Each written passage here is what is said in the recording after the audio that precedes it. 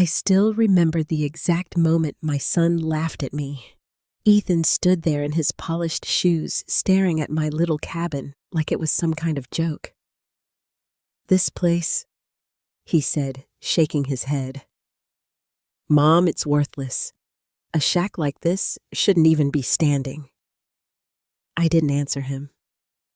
I just held on to the old wooden door, feeling every crack in it like a memory.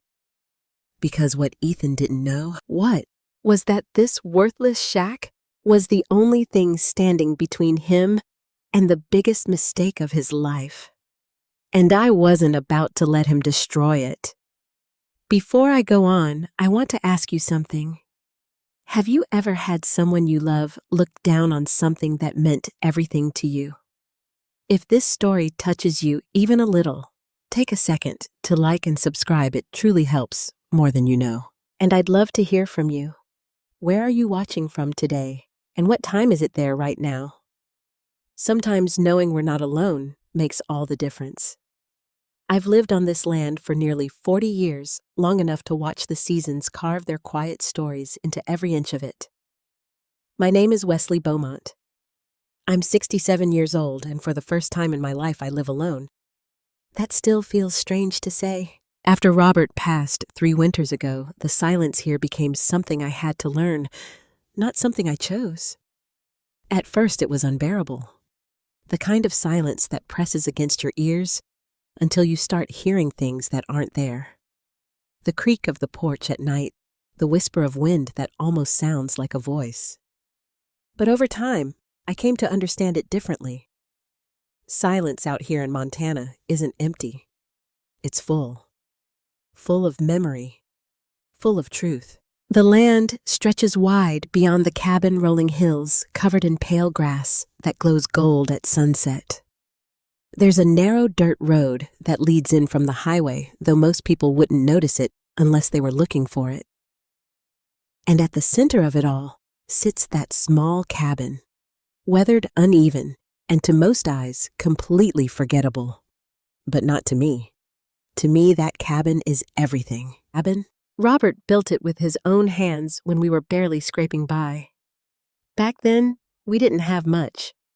Just a second-hand truck, a few borrowed tools, and more determination than sense. I remember the way he used to laugh when things went wrong, like when the roof beams didn't line up properly, or when a storm knocked down half the frame overnight. "We'll build it again," he'd say, wiping sweat from his brow. "And this time, it'll stand stronger." And it did. Every plank in that cabin has a story. Every nail carries a memory. I can still see him standing on that roof hammer in hand, silhouetted against a wide Montana sky that never seemed to end. We didn't build it because it was practical. We built it because it was ours. The land itself came from Robert's mother, Claire Beaumont. She wasn't the kind of woman people forgot easily. Strong-willed, sharp-tongued, and fiercely protective of what belonged to her family. She handed that land to Robert long before I came into the picture, but I remember the day she told me what it meant. "This land isn't just dirt," she said, fixing me with those piercing blue eyes. "It's history, it's blood, and it's not for sale." At the time, I thought she was being dramatic. Now I know she wasn't. After she passed, Robert carried that belief with him. He never talked about it much, but every so often he'd stand out near the edge of the property, looking off into the distance like he was measuring something only he could see. "This land will take care of us," he once told me, "but only if we take care of it first." I didn't fully understand what he meant back then. I just trusted him. And for a long time, that was enough. Ethan, on the other hand, grew up seeing things very differently. He was a good boy once. Curious, bright, always asking questions about everything. He used to run through the tall grass with his little toy trucks, imagining roads and cities where there were none. Sometimes he'd follow Robert around, trying to help with whatever project was going on, even if it meant getting in the way more than actually helping. But something changed as he got older. Maybe it was school. Maybe it was the world beyond this land calling to him. Or maybe it was the fact that we never had much money, and he grew tired of watching us struggle. By the time he left for college, he had already made up his mind. He wasn't coming back. Chicago changed him in ways I didn't expect. At first, he'd call often, telling me about his classes, his new friends, the endless noise of the city. He sounded excited, alive in a way I hadn't heard before. But as the years went on, those calls became shorter, then less frequent, then almost nothing. When he finally told me he had gone into real estate development, I wasn't surprised. It suited him, building something bigger, something faster, something that could be measured in numbers instead of memories. He became successful too. At least, that's what everyone says. Nice suits, big projects, important meetings, the kind of life that moves too quickly to look back. And that's exactly what he did. He stopped looking back. I didn't hold it against him. Not entirely. Children are supposed to grow up and find their own way. That's what we raise them to do. But there's a difference between moving forward and leaving everything behind. The first time he came back after Robert died, he stayed less than a day. He stood in the doorway of the cabin looking around like he didn't recognize it anymore. Or maybe he just didn't want to. "You should think about selling Mom," he said back then, his tone careful, almost rehearsed. "This place, it's too much for you." I remember how that felt. Not like concern, like distance. I told him I was fine, that I didn't need anything, that the land was enough. He didn't argue much that time, just nodded like he didn't believe me and left before the sun went down. That was 3 years ago. And now, he was back again. But this time, it was different. This time, he didn't come with concern. He came with a plan. I could see it in the way he looked at the land. Not with affection, not with memory, but with calculation. Like he was already measuring it, dividing it, turning it into something else in his mind. To him, this wasn't home. It was opportunity. And that scared me more than I wanted to admit. Because I knew something he didn't. Something Robert never had the chance to fully explain. Something Claire had tried to warn us about all those years ago. This land wasn't just valuable. It was important, in ways that couldn't be seen at a glance and couldn't be replaced once lost. And as I stood there watching my own son look at it like it was nothing more than numbers on a page, I felt something settle deep inside me. A quiet, steady certainty. I might be old. I might be alone. But I wasn't helpless. And I wasn't going to let anyone, not even my own son, take this land away without a fight. Ethan didn't wait long before bringing it up again. The morning after he arrived, I found him standing out by the fence line, his hands tucked into the pockets of that expensive coat he wore like armor. He wasn't looking at the mountains the way Robert used to. He wasn't watching the way the light rolled across the land, or how the wind bent the grass in quiet waves. He was measuring. I could see it in his eyes, calculating distance, estimating value, dividing something that had never once felt divisible to me. "You always wake up this early?" he asked when he noticed me walking toward him. "I always have," I said. "Out here the day starts whether you're ready or not." He nodded, but I could tell he wasn't really listening. His attention drifted back to the land, scanning it like it was already slipping through his fingers. "It's bigger than I remembered," he said after a moment. "It hasn't changed," I replied. "You just haven't been here." That earned me a small, tight smile. Not warm, not quite cold either, just polite. Like we were strangers trying to keep a conversation from falling apart. He took a breath, then turned fully toward me. "Mom, I want to talk to you about something," he said. There it was. I had known it was coming the moment he stepped out of that car yesterday.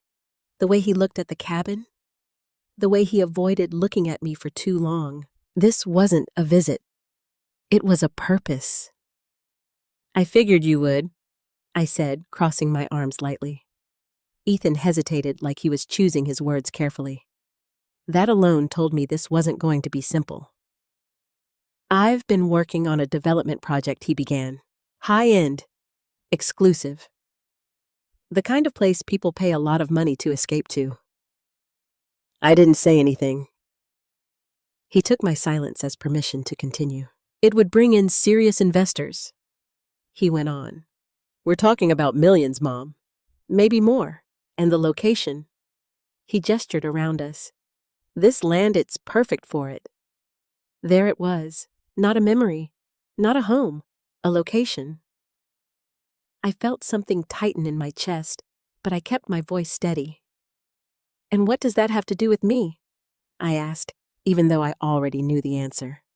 Ethan exhaled slowly. "I want to buy the land," he said. "All of it." The words hung in the air between us heavier than they should have been. For a moment, I just looked at him. Really looked. At the man he had become. The sharp edges in his posture. The way he held himself like everything in the world had a price, and that he knew exactly what it was. "This is your home," I said quietly. "It doesn't have to be," he replied almost too quickly.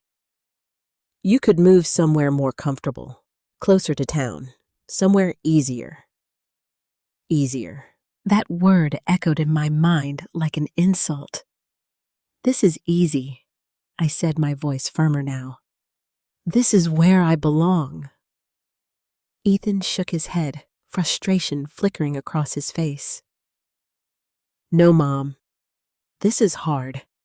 You're out here alone, miles from anything. What happens if something goes wrong? What if you get hurt? Who's going to help you?" "I've been helping myself just fine," I answered. "That's not the point," he snapped, then caught himself. He ran a hand through his hair, taking a breath like he was trying to rein himself in. "Look, I'm not trying to fight with you. I'm trying to help you."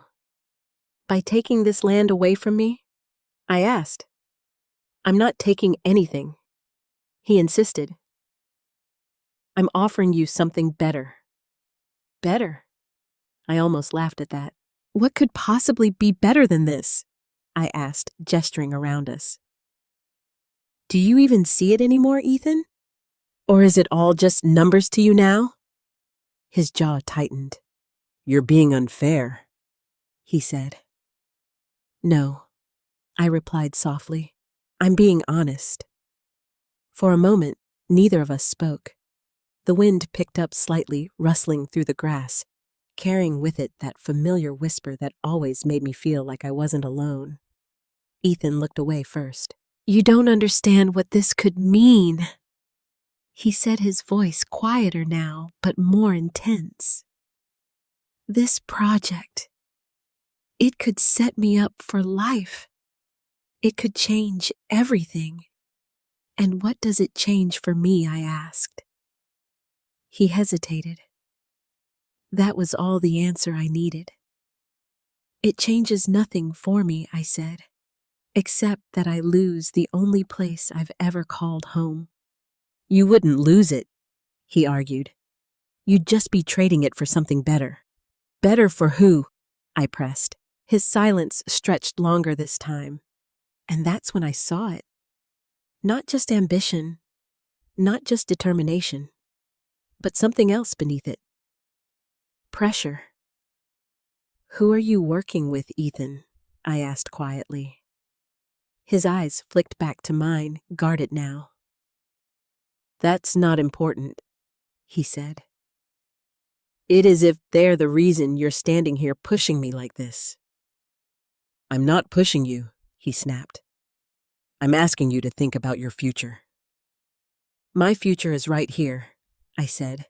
It always has been. He shook his head again, more forcefully this time. You're being stubborn, and you're being blind. The words came out sharper than I intended, but I didn't take them back. Ethan stared at me, something unreadable passing through his expression. Do you even realize what you're sitting on? He asked. This land could be worth a fortune. I don't care, I said. You should, he insisted. This isn't just about you. It's about... He stopped himself. About what I asked. But he didn't answer. Instead, he looked back out at the land, his jaw set, his posture rigid. For a moment, I saw the little boy he used to be, the one who used to run through these fields without a care in the world. But that boy was gone, replaced by someone who saw opportunity where there had once been wonder. I'm not selling, I said finally. The words felt heavier this time. Final. Ethan turned back to me slowly. You haven't even heard the offer, he said. I don't need to, I replied. His eyes hardened. You're making a mistake, he said. Maybe, I admitted, but it's mine to make. Something in that seemed to push him over the edge. Fine, he said, his voice cold now. If you won't listen to reason, then maybe you'll listen to reality. I felt a chill run through me. What is that supposed to mean? I asked. He didn't answer right away. Instead, he reached into his coat and pulled out a folder, thick, neatly organized, the kind of thing that didn't belong anywhere near this land. He held it out to me. You should take a look at this, he said. I didn't move. What is it? I asked. Information, he replied, about the property, about its value, about what happens if you don't make the right decision. Something in his tone made my stomach tighten. Slowly, I took the folder from his hand. It felt heavier than it should have. As I opened it, I caught a glimpse of printed documents, maps, legal language I didn't immediately recognize. And for the first time since he arrived, I felt something shift. Not doubt, not fear, but something close. Because whatever Ethan had brought with him, this wasn't just a simple offer anymore. This was pressure. And somehow I knew this was only the beginning. I didn't open the folder right away. Instead, I carried it back to the cabin, my fingers tightening slightly around its edges, as though I could feel something inside it breathing. Ethan followed a few steps behind me, quiet now, but not in the same way the land was quiet. His silence had weight, expectation. When I stepped inside, the familiar scent of aged wood and faint traces of pine wrapped around me, like a memory that hadn't faded. It grounded me in a way nothing else could. For a moment, I just stood there, letting it settle. Ethan didn't wait. You should sit, he said, gesturing toward the small table Robert had built years ago. I didn't sit. Instead, I placed the folder on the table and rested my hand on top of it. This isn't just about business, is it? I asked quietly. Ethan hesitated just for a second, but I saw it, and that was enough. It's about opportunity, he said finally, for both of us. I let out a slow breath. That wasn't an answer, not a real one, but I didn't press him, not yet. Instead, I opened the folder. Inside were neatly organized documents, maps printed in sharp black ink charts, filled with numbers that meant nothing to me at first glance. Everything about it was clean, professional, impersonal, too clean. My eyes moved slowly across the pages until something caught my attention. A property map. It showed our land, but not the way I knew it. Lines had been drawn across it, sections divided, boundaries marked in ways I had never seen before. "This isn't right," I said, my voice low. "It's the official survey," Ethan replied quickly. "The most recent one." I looked up at him. "It's smaller." He frowned slightly. "What?" "This land," I said, tapping the map. "It's smaller than it used to be." Ethan let out a short breath, almost like a laugh. "Mom land doesn't just shrink," he said. "That's not how it works." I didn't answer him, because I knew what I remembered, and I knew what Robert had shown me. "There used to be more," I said quietly. "Past the ridge, down toward the creek." Ethan shook his head. "You're remembering it wrong," he said. "Or maybe things changed over time. Surveys get updated. Boundaries get adjusted." "Adjusted by who?" I asked. He didn't respond immediately, and that silence, that was louder than anything he had said so far. I closed the folder slowly. "I need some air," I murmured, stepping past him and out onto the porch. The wind had picked up again, brushing against my face like a reminder of something just out of reach. I leaned against the railing, staring out at the land, and suddenly I wasn't standing in the present anymore. I was somewhere else, somewhere years ago, back when the cabin was still new and everything felt possible. Robert was standing at the edge of the property, just like he used to, his hands resting on his hips as he looked out over the land. I walked up beside him, brushing dirt from my hands. "What are you thinking about?" I asked. He didn't answer right away. Instead, he pointed toward the distant ridge. "See that line?" he said. I squinted slightly. "There's nothing there," I replied. He smiled faintly. "That's because you're looking with your eyes," he said. "Not your memory." I frowned, confused. "What does that mean?" He turned toward me, then his expression more serious than usual. "This land is bigger than what people think," he said. "Always has been." I laughed softly. "Well, it's big enough for me," I said. "That's not the point," he replied. Something in his voice made me pause. "What are you talking about, Robert?" I asked. He hesitated, like he was deciding how much to say. "My mother, Claire," he began slowly. "She used to tell me stories about this place, about how it was passed down, about how parts of it were taken." "Taken," I repeated. He nodded. "Not all at once, not in a way anyone could easily prove, just pieces here and there. Over time." "That doesn't make sense," I said. "You can't just take land." He gave me a look. "You can," he said quietly, "if no one's paying attention." A chill ran through me even then. "Did she do anything about it?" I asked. "She tried," he said, but by the time she realized what was happening, it was already too late. I didn't like the way that sounded. "So what does that mean for us?" I asked. Robert looked back out at the land, his jaw tightening slightly. "It means we hold on to what's left," he said, "no matter what. And the rest?" I pressed. He shook his head. "Maybe it's not as lost as people think," he said.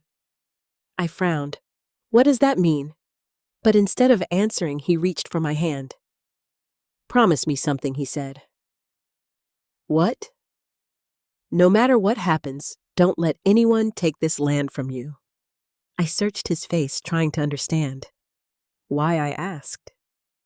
He held my gaze for a long moment. "Because one day," he said quietly, "it might be the only proof we have left." I blinked, the memory dissolving as quickly as it had come. The wind was still there. The land was still there. But something inside me had shifted. Proof. That word echoed in my mind sharper now than it had ever been before. Behind me, I heard the cabin door creak open. Mom Ethan's voice called out. I didn't turn around right away. Instead, I looked out toward the ridge, the same one Robert had pointed to all those years ago. Had I really never questioned it? Never looked closely enough? Mom, Ethan said again, stepping onto the porch. What are you thinking about? I finally turned to face him. And for the first time since he arrived, I didn't just see my son. I saw someone standing at the edge of something he didn't understand. Something bigger than money. Bigger than ambition. Your father used to talk about this land? I said slowly.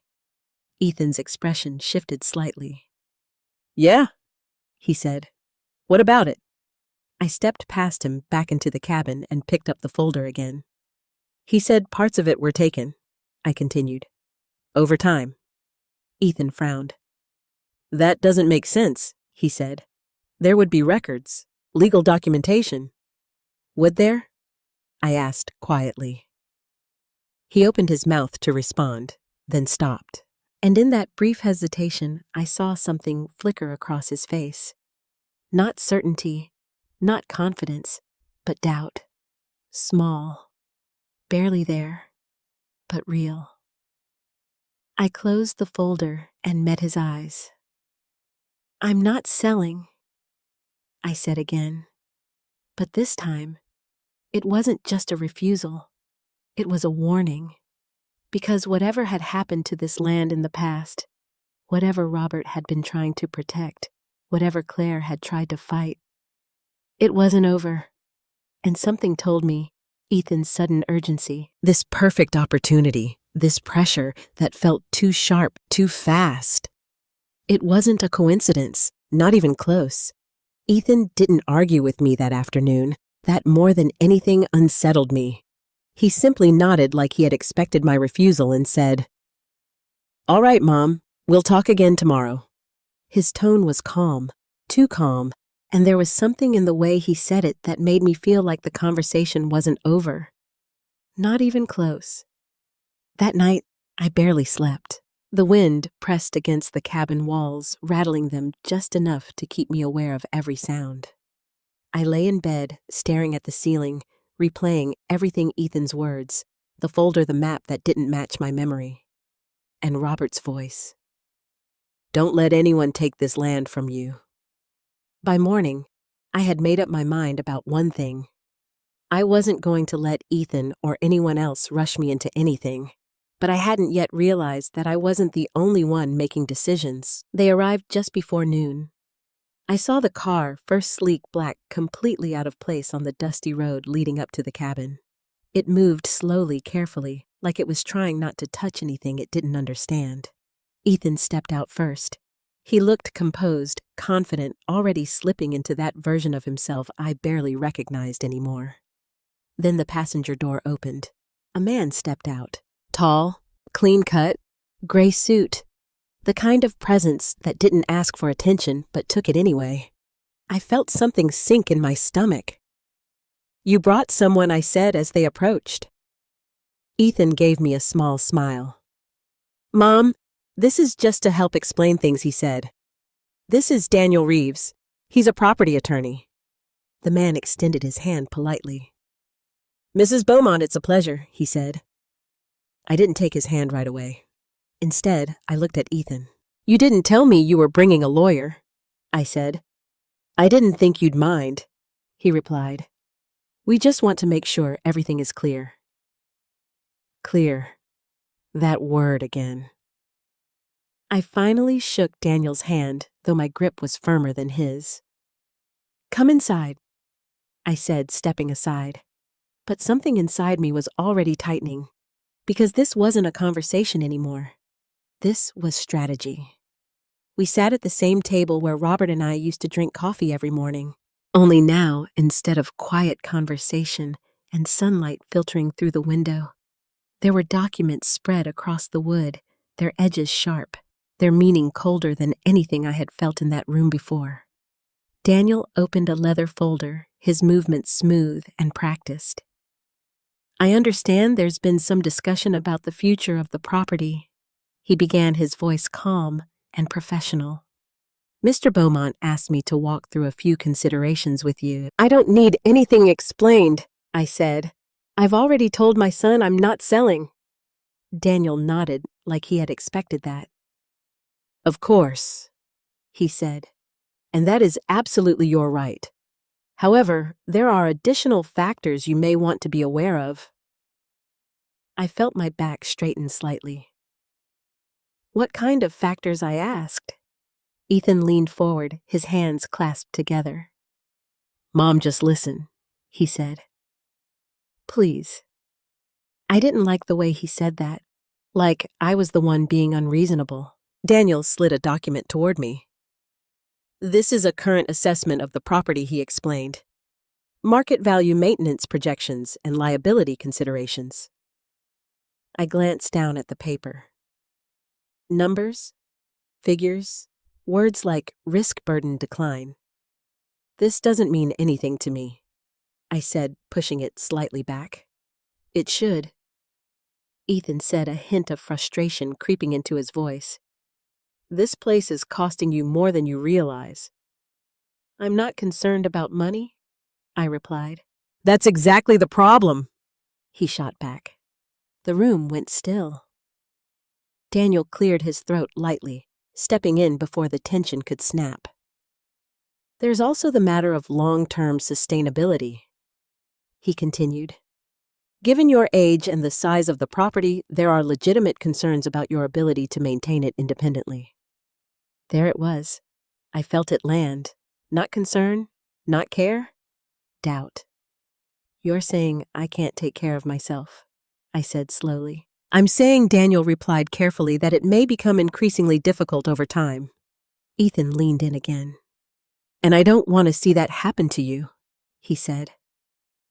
This isn't just about the land. It's about you being safe. Safe. I almost laughed. I've been safe here longer than you've been alive, I said. That doesn't mean it will always be that way, he insisted. I looked at him then, really looked, at the impatience in his eyes, at the urgency he wasn't even trying to hide anymore. Why now? I asked quietly. Ethan froze for just a fraction of a second. What do you mean? He said. Why is this suddenly so important? I pressed. You stayed away for years. You barely called. And now you're here with a lawyer telling me I can't take care of my own home. His jaw tightened. This is an opportunity, Mom, he said. A real one. And it's not going to wait forever. There it was again. Not concern, not love, time pressure. I turned to Daniel. And what happens if I don't sell? I asked. The room went quiet. Daniel hesitated just slightly. Then he folded his hands together. Well, he said carefully, there are certain external developments that may affect the property's value and usability in the future. My chest tightened. What kind of developments? I asked. Ethan spoke before he could answer. Infrastructure, he said. Zoning changes. Potential claims on surrounding land. Claims. The word hit me like a stone. Claims by who? I asked. Ethan didn't answer. Instead, he looked at Daniel. And that was all I needed to see. They're already planning something, I said slowly. No one is planning anything against you, Ethan replied quickly. That's not what it sounds like. Mom. Are they trying to take the land? I asked, my voice sharper now. No, he said. Not if we do this the right way. The right way. Sell. That's what he meant. I leaned back in my chair, the weight of it pressing against me. So, let me understand this, I said. If I don't sell, something might happen that makes it harder for me to keep the land. Ethan didn't respond. Daniel spoke instead. We're simply advising you of potential risks, he said. Risks? The word echoed in my mind, but it wasn't the word that mattered. It was the intention behind it. This wasn't advice. This was pressure. Carefully wrapped, politely delivered, but pressure all the same. I looked down at the documents again, at the clean lines, the official language, the version of my land that didn't match the one in my memory. And suddenly, something inside me shifted. Not fear, not doubt, but clarity. Because this wasn't about helping me. This was about moving me out of the way. I'm not selling, I said again. This time, my voice didn't waver. Ethan exhaled sharply, leaning back in his chair. You're not even considering it, he asked. No. You're making this harder than it needs to be, and you're making it clearer than you think, I replied.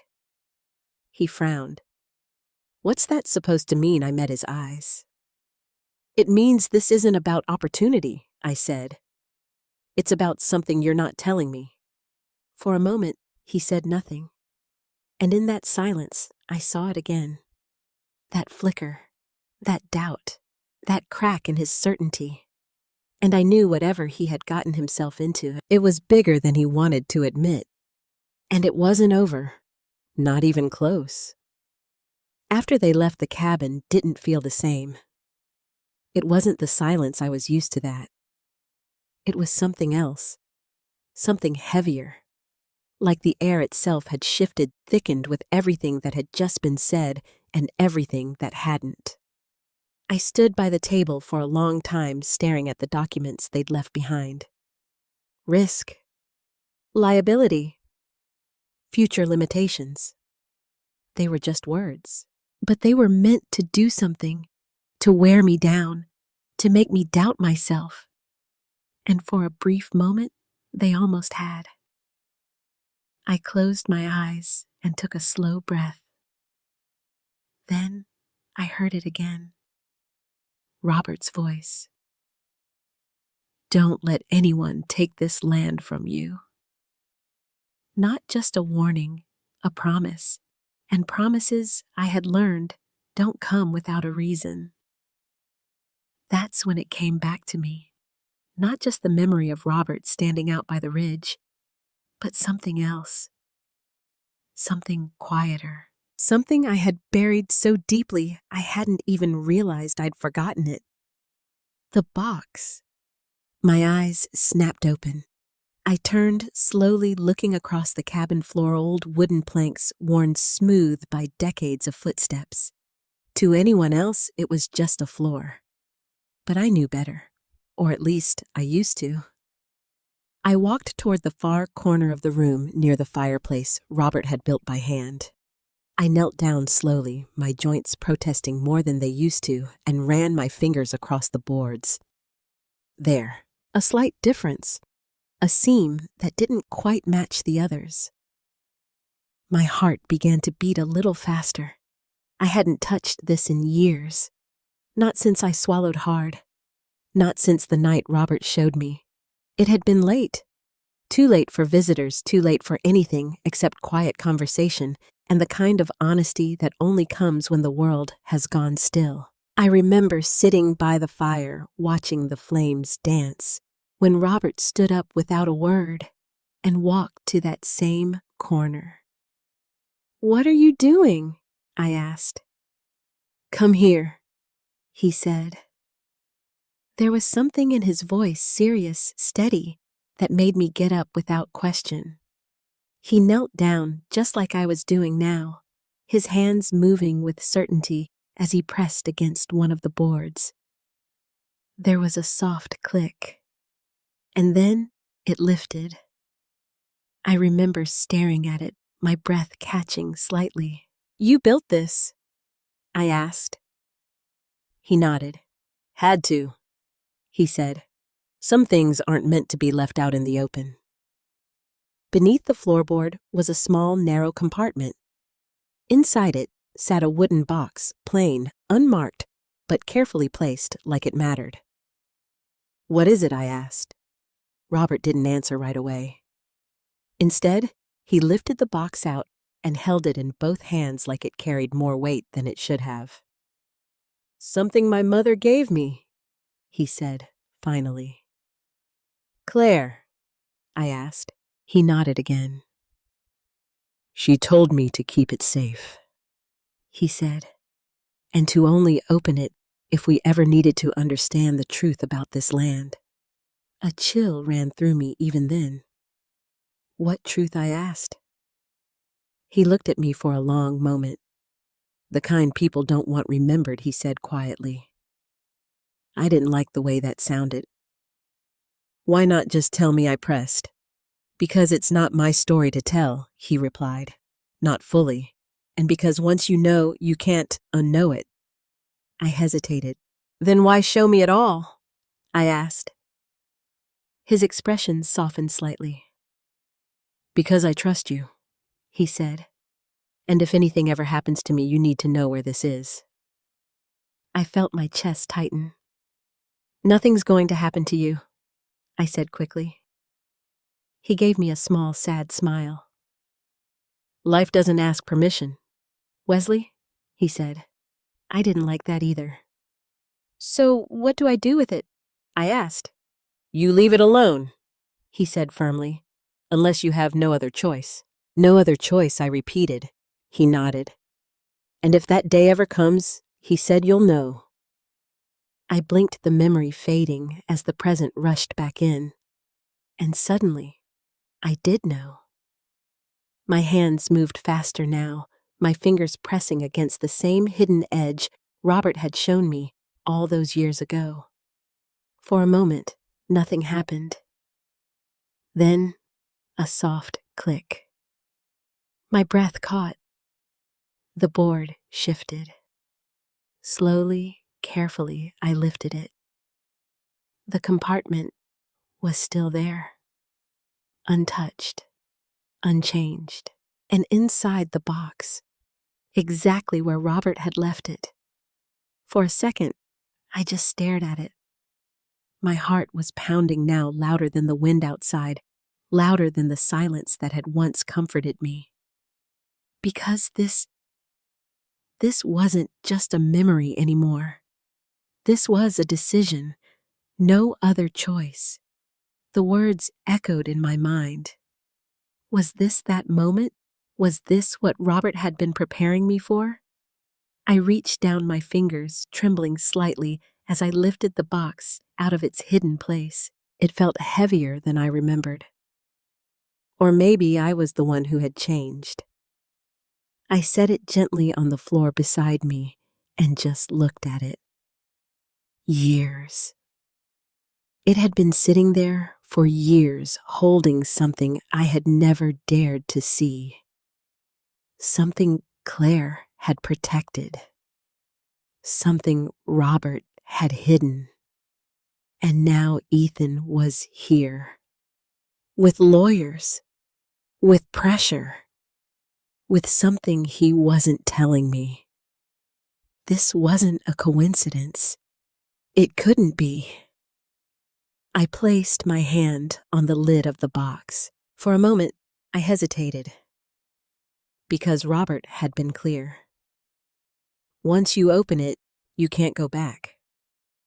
But then I thought about Ethan, about the way he looked at this land like it was already gone, about the way he stood there repeating words that didn't belong to him, about the way he avoided answering the one question that mattered. Why now? And I realized something. If I didn't open this box, I might lose everything without ever understanding why. I took a slow breath, then another, and finally I lifted the lid. The hinges creaked softly like they were resisting after so many years of silence. Inside there were papers, old ones, folded carefully, edges worn with time. Beneath them, something else, a smaller envelope sealed. My pulse quickened. I reached for the top document, unfolding it slowly, carefully, like it might fall apart in my hands. The paper was yellowed, the ink faded, but still readable. And as my eyes moved across the words, I felt the ground shift beneath me. Because this wasn't just any document.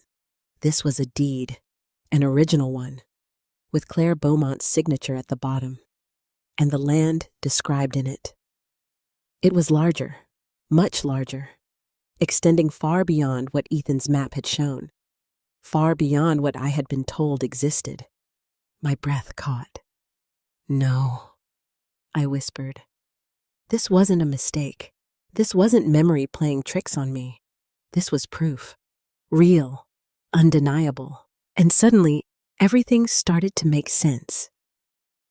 The pressure, the urgency, the lawyer, the missing land. They knew, or at least someone did.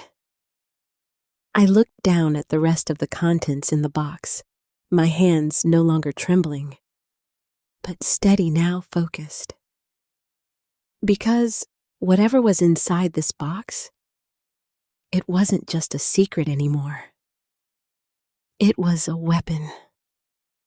And for the first time since Ethan arrived, I realized something I hadn't dared to believe before. I wasn't the one at a disadvantage. Not anymore. I didn't tell Ethan what I had found. Not that night. Not the next morning either. I kept the box hidden exactly where Robert had taught me to hide it again beneath the floorboard. Every movement felt heavier now, more deliberate, because I understood something I hadn't before. This wasn't just memory anymore. This was leverage, and whoever was behind all of this, they didn't know I had it. That was the only advantage I had left. Ethan returned the following afternoon, but he didn't come alone. I saw the second car before it even stopped. Another sleek vehicle darker than the last one with tinted windows that reflected the Montana sky like it didn't belong here. My chest tightened slightly. I already knew. This wasn't going to be a friendly visit. The passenger door opened and a man stepped out. Even from a distance, I could tell he was different from Daniel Reeves. Where Daniel had been polite, controlled, this man carried something else entirely. Confidence. The kind that didn't ask permission. Ethan walked beside him, saying something I couldn't hear. The man nodded once, slow and dismissive, like whatever Ethan was explaining wasn't particularly important. When they reached the porch, Ethan gave me a brief smile. "Mom," he said, "I'd like you to meet someone." I didn't return the smile. "I figured," I replied. The man stepped forward, extending his hand. "Harold Whitaker," he said. "Pleasure to finally meet you, Mrs. Beaumont." His voice was smooth, too smooth. I didn't take his hand. Instead, I looked at him carefully. "Finally?" I asked. A faint smile touched his lips. "I've heard quite a bit about this land," he said, "and the woman who refuses to part with it." There was something in the way he said that, like it was amusing to him. Not admirable, amusing. I let the silence stretch for a moment longer before turning away. "You can come in," I said, my tone neutral. "But I'm not promising anything." Harold chuckled softly behind me. "I wouldn't expect you to," he said. Inside, the cabin felt smaller. Not physically, but in the way it held their presence. Harold's eyes moved across the room, slowly taking everything in the worn furniture, the uneven walls, the small details that had never once embarrassed me before. Until now. "Well," he said, finally slipping his hands into his coat pockets. "This is something." I didn't respond. Ethan shifted slightly like he was uncomfortable, but he didn't say anything either. Harold walked further in, running his fingers lightly along the back of one of the chairs Robert had made. "You built this?" he asked, glancing at me. "My husband did," I said. He nodded once. "Handmade," he murmured. "You can tell." There was no respect in his voice, only evaluation. Like he was assessing an object, not a memory. "Ethan tells me, you've been hesitant to move forward with the sale," he continued, turning toward me. "I've told Ethan I'm not selling," I replied. Harold smiled again, wider this time. "Ah," he said. "Well, hesitation often looks like certainty until the right perspective is introduced." I felt something cold settle in my chest. "I don't need a new perspective," I said. "Everyone does," he replied smoothly. Ethan stepped in, then his voice slightly tighter than before. "Harold, maybe we should just explain the proposal," he said. Harold glanced at him amused. "Of course," he said, "if that's what you'd prefer." But I noticed something in that exchange, something subtle. Ethan wasn't leading this conversation. He was following it. Harold turned back to me.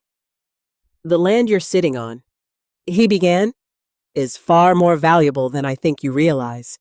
Not just financially, though that alone would be enough to convince most people, but strategically." I crossed my arms. "Strategically for who?" I asked. "For development," he said simply. "For expansion. For progress." "Not for me," I replied. He tilted his head slightly. "No," he admitted. "Perhaps not in the way you're used to." There it was again. That quiet dismissal. Like my way of living was something outdated, something to be replaced. Harold stepped toward the window, looking out at the land. "Do you know what I see when I look out there?" he asked. I didn't answer. "I see potential," he said. "I see opportunity waiting to be realized. I see something that could become extraordinary." I followed his gaze. All I followed his gaze. All I saw was what had always been there. Grass, sky, memory. "I see my home," I said. He nodded like he had expected that answer. "And that's the difference between us," he said. Ethan shifted again. Harold was what had always been there. Grass, sky, memory. "I see my home," I said. He nodded like he had expected that answer. "And that's the difference between us," he said. Ethan shifted again. "Harold." "No, it's all right," Harold interrupted, his voice still calm but firmer now. "We should be honest." He turned back to me fully. "This cabin," he said, gesturing lightly around the room, "is not an asset. It's an obstacle." The words landed harder than anything Ethan had said. I felt it in my chest, not because they were true, but because he believed them. "It's old," he continued, "outdated, structurally questionable. Sentimental, perhaps, but sentiment doesn't hold value in the real world." I stared at him. "And what world would that be?" I asked. "The one that moves forward," he replied. I let out a slow breath. "My husband built this place," I said, "with his own hands. That alone gives it more value than anything you're offering." Harold smiled again. "I don't doubt it means something to you," he said, "but meaning doesn't pay for maintenance. It doesn't protect you from risk, and it certainly doesn't maximize what this land could be worth." There it was again. Value, worth, numbers, always numbers. I glanced at Ethan. He wasn't looking at me. He was watching Harold, waiting. That's when it hit me fully. This wasn't Ethan's plan anymore. It never had been. "Is this your idea?" I asked quietly, my eyes still on Ethan. He hesitated, and in that hesitation, I had my answer. Harold stepped in before he could speak. "It's a partnership," he said smoothly. One that benefits everyone involved, assuming everyone is willing to cooperate. And if I'm not, I asked. The room went still. Harold's smile didn't disappear, but something behind it changed. Well, he said slowly, then things tend to become more complicated. A chill ran through me. Complicated how I asked. He held my gaze.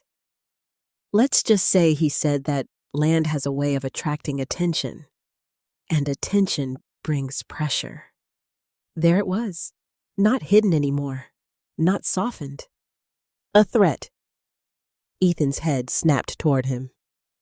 Harold, that's not what we agreed. It's exactly what we agreed. Harold cut in, his tone sharper now. For a moment, the mask slipped, and I saw it clearly. This wasn't business. This was control. I looked at Ethan again, really looked, and for the first time since he arrived, I didn't just see ambition. I saw something else. Fear. Small, but real.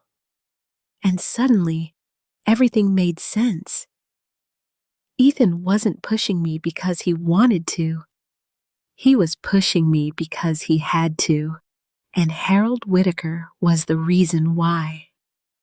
I straightened slowly, my voice calm, steady. I'm not selling, I said. Harold studied me for a long moment. Then he smiled again. But this time, there was no warmth in it at all. We'll see, he said. And as he turned to leave, I felt it. That quiet certainty settling deeper inside me. This wasn't over, not even close. But now I knew exactly who I was up against. I didn't sleep that night, not because I was afraid, but because my mind refused to rest. The moment I closed my eyes, I saw it again. The document, Claire Beaumont's signature, the boundary lines stretching far beyond what I had believed was ours. And that word Robert had used all those years ago. Proof. Now I understood. Before sunrise, I was already awake, sitting at the small table with the box open in front of me.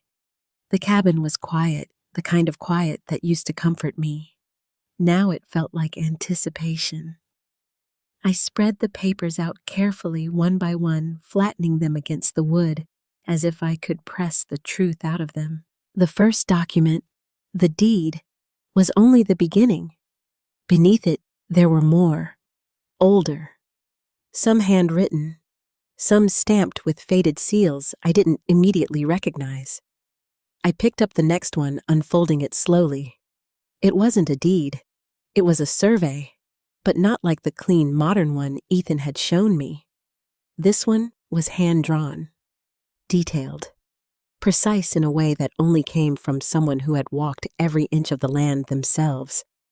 And as my eyes followed the lines, my breath caught again.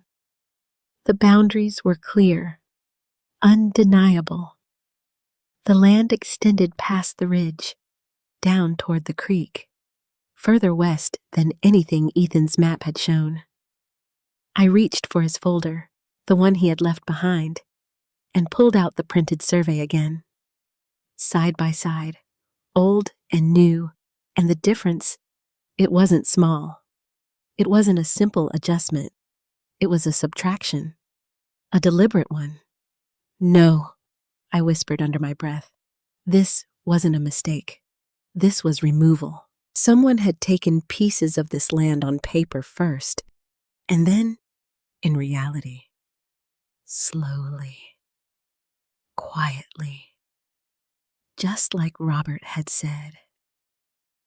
I felt a chill crawl up my spine, because that meant something else too. This wasn't new. This had been happening for years, maybe decades, and somehow, no one had stopped it. My hands moved faster now, flipping through the rest of the documents. There were letters, old correspondence between Claire and someone whose name I didn't fully recognize, Legal language disputes references to boundary discrepancies. She had known. She had tried to fight it, but something had stopped her, or someone. At the bottom of one page, I saw her handwriting. Sharp, controlled. They think I won't notice, but I see what they're doing. If anything happens to me, Robert must protect what's left. My chest tightened. She had seen it happening, and she had been afraid. I swallowed hard, my fingers tightening around the edge of the paper. Robert, I whispered. This was what he had been trying to protect. Not just the land, the truth. I set the letter aside and reached for the sealed envelope at the bottom of the box. It felt different from the others. Thicker, more deliberate. For a moment, I hesitated. Because something told me this was the piece that would change everything. I slid my finger carefully under the seal and opened it. Inside, there was a folded map. Not just a survey, a full map. I unfolded it slowly across the table, smoothing out the creases with trembling hands. And then I saw it. The entire property, as it was originally meant to be, marked clearly, boldly with boundary lines that stretched far beyond anything recorded in modern documents. And there, near the edge of the map, a section circled in red ink. My heart began to pound. I leaned closer. There was writing beside it, faded but still legible. Reserved, protected under original claim. Reserved, protected. I stared at those words, trying to understand. Protected from what? From who? And then it hit me. Ethan's project, the urgency, the pressure, the threats disguised as risk. They weren't after what I thought. They weren't after the cabin. They weren't even after the land I believed I owned. They were after this, the part that had been hidden, the part that had been erased, the part that only existed because of this box. I stepped back from the table, my heart racing now. Because if I could see it, then someone else must have known it existed too. Harold. The way he looked at the land. The way he dismissed everything except its potential. The way he said it was strategically valuable. He wasn't guessing. He knew. Or at least he suspected. And Ethan? My chest tightened painfully. Ethan didn't know. Not fully, but he was being used to get to it. A slow realization settled over me, heavier than anything I had felt before. This wasn't just about development. This wasn't just about money. This was about reclaiming something that had been hidden, something that someone had tried to bury in history. And now, they were close. Too close. I looked back down at the map, my hands steady now, my thoughts sharper. Because everything had changed. Yesterday, I was a woman being pressured to sell her home. Today, I was the only person standing between them and something they had been trying to erase for years. And for the first time since Ethan arrived, I wasn't reacting anymore. I was thinking, planning.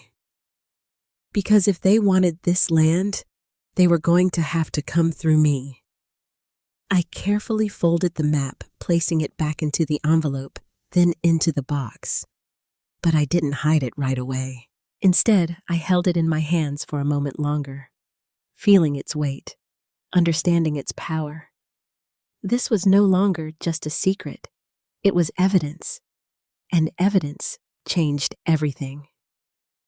I lifted my gaze toward the window, looking out at the land that had suddenly become something else entirely. Not just home, not just memory, but truth. And that truth was about to surface, whether they were ready for it or not. Once you see something clearly, you can't unsee it. That was the problem. The moment I laid those documents side by side, the old and the new, the truth stopped being a suspicion. It became a pattern, and patterns don't lie. I spent the entire morning going through every piece of paper in that box again. Not emotionally this time. Not like a wife remembering her husband's warnings. Not like a woman holding on to memories, but like someone searching for evidence. Because that's what this was now. Evidence. I laid everything out in order. Claire's letters. The original deed. The hand-drawn surveys. The marked map. And slowly, piece by piece, a timeline began to form. At first, the differences were small, barely noticeable. A boundary line shifted just a few feet. A creek reclassified as a dividing marker instead of a central feature. Language that changed from inclusive ownership to adjacent designation. Legal wording, subtle, technical, easy to overlook. But when I stacked the documents in sequence, the truth became impossible to ignore. Each change took something away. Not all at once, never enough to cause alarm, just enough to go unnoticed. And over time, those small pieces added up. Until what remained, the truth became impossible to ignore. Each change took something away. Not all at once, never enough to cause alarm, just enough to go unnoticed. And over time, those small pieces added up. Until what remained was only a fraction of what had once been ours. My hands clenched into fists on the table. This wasn't accidental, I whispered. No. This was methodical, planned, executed carefully over years, maybe decades. And the most terrifying part, it had worked. Because I hadn't known. Robert had suspected. Claire had fought. But somehow, they had still lost ground. Until now. I reached for one of Claire's letters again, reading it more carefully this time. They are using revised surveys filed under new zoning classifications. Each filing appears legitimate on its own, but together, they alter the total acreage. I have raised objections, but they dismiss them as clerical updates. Clerical updates. I felt a bitter taste rise in my throat. That's how they did it. Not with force, not with confrontation, but with paperwork. Quiet adjustments buried in legal language. Changes no one would question unless they were looking for them. And no one had been looking. Until now. A sudden realization hit me so hard, I had to sit down. Ethan. My chest tightened. He wasn't just being used, he was being positioned. Because if I sold him the land, the sale would be based on the current records, the reduced acreage, the altered boundaries, which meant I would be legally agreeing to a version of reality that erased everything else. Everything hidden, everything stolen, everything Claire had tried to protect. And once that happened, there would be no going back.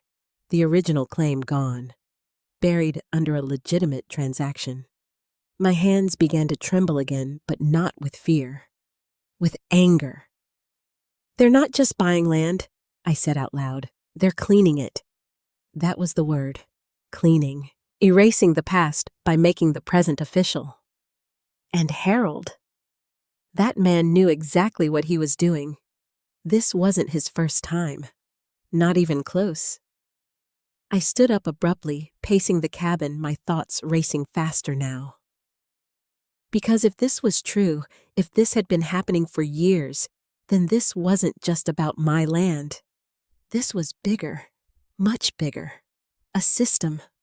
A way of quietly taking property from people who didn't have the knowledge or the resources to fight back. People like Claire. People like Robert. People like me. I stopped in front of the window, staring out at the land again. But I didn't see it the same way anymore. Every tree line, every ridge, every stretch of open ground. I saw it differently, not just as what was there, but as what had been taken, what had been erased. And suddenly, I understood Harold's confidence. Why he walked into my home like it was already his. Why he smiled like this was inevitable. Because as far as the system was concerned, he was right. Without proof, I didn't stand a chance. But I did have proof. And that changed everything. A sound outside snapped me out of my thoughts. A car. My heart jumped. I moved quickly to the window, careful not to be seen. Ethan's car. Alone this time. He stepped out slowly, his posture different than before. Less confident, more uncertain. I watched him for a moment, and something inside me softened. Because beneath everything, he was still my son. Still the boy who used to run across this land without a care in the world. But now he was standing in the middle of something he didn't understand. Something dangerous. I had a choice to make. I could confront him, tell him everything, or I could wait, watch, learn more. Because if I showed my hand too soon, I might lose the only advantage I had, the box, the documents, the truth. I took a slow breath, then another, and made my decision. Not yet. I would not tell him yet. I needed to know how deep this went, how involved he really was. Whether he was just a piece in someone else's plan or something more. I stepped back from the window just as he reached the porch. A knock followed a second later. "Mom," his voice called out. I closed my eyes briefly, then walked to the door and opened it. He looked tired, more than I had seen him since he arrived. "Can we talk?" he asked. I studied his face, searching, measuring, just like he had done with the land. But this time, I was the one looking for the truth. "Yes," I said, finally stepping aside. "We can talk." And as he walked in, I realized something important. This wasn't just a fight over land anymore. This was a fight over truth, over history, over everything that had been quietly stolen and buried. And whether my son knew it or not, he was standing on the wrong side of it. For now. But that didn't mean he had to stay there. Not if I could help it. Ethan stood in the doorway for a moment longer than necessary. Like he wasn't sure whether he belonged inside anymore. That alone told me more than anything he could have said.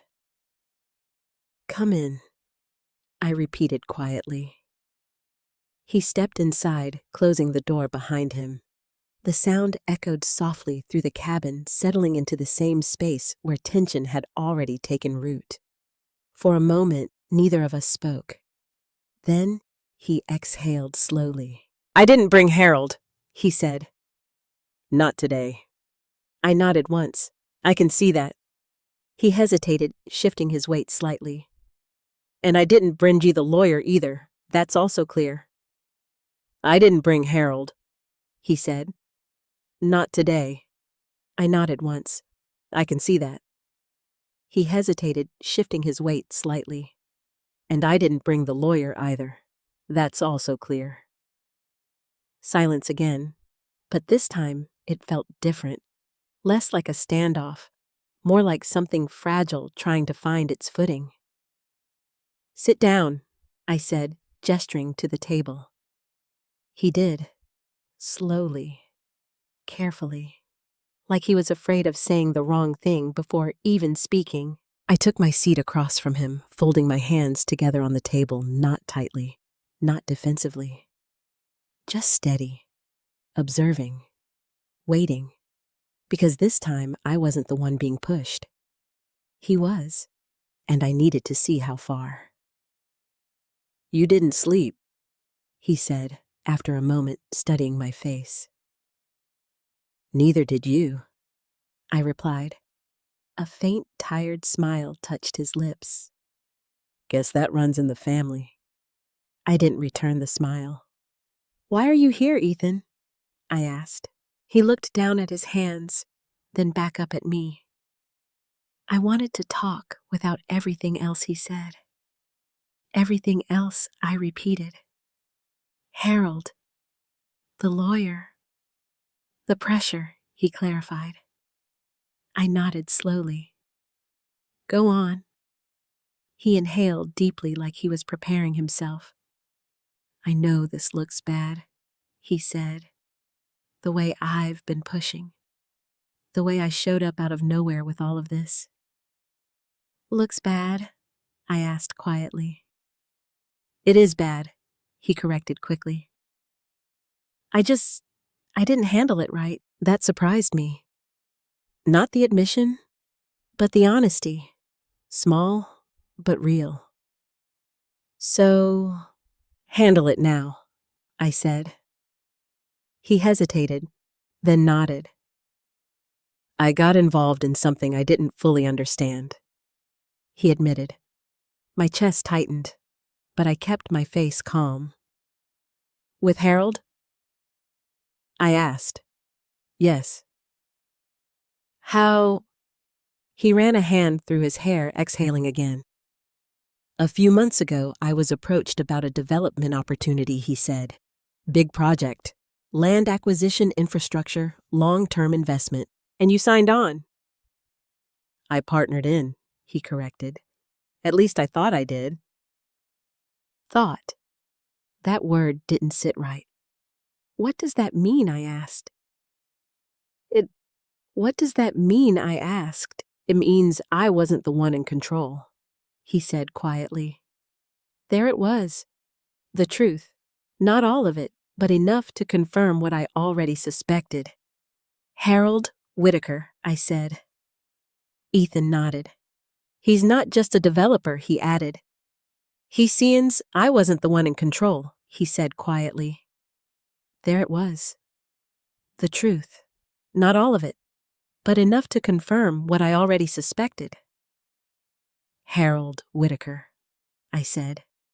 Ethan nodded. He's not just a developer, he added. He's connected. To what? I asked. Ethan looked at me, hesitation flickering across his face again. To people who don't like being told no. A cold wave moved through me. So when I said I wasn't selling, I began. He expected resistance, Ethan said quickly. That's normal, but not like this. Not like what? Not like you, he said. I leaned back slightly. And what exactly does that mean? He met my eyes. It means you're not reacting the way he thought you would. I almost smiled. Of course I wasn't, because he didn't know what I knew. Ethan, I said slowly, choosing my words carefully. What is he really after? He froze.